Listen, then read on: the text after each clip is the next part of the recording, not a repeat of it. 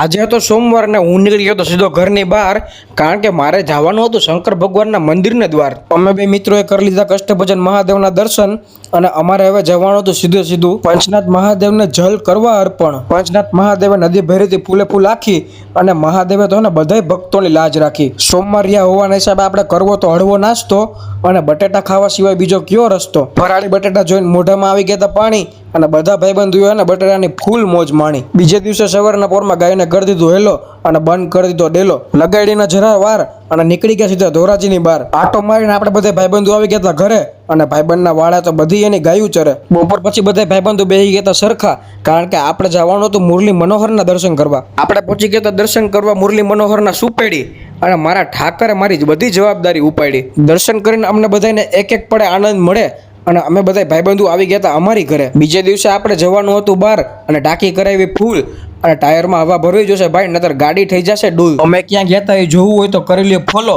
અને ભાઈ જય શ્રી રામ બોલો.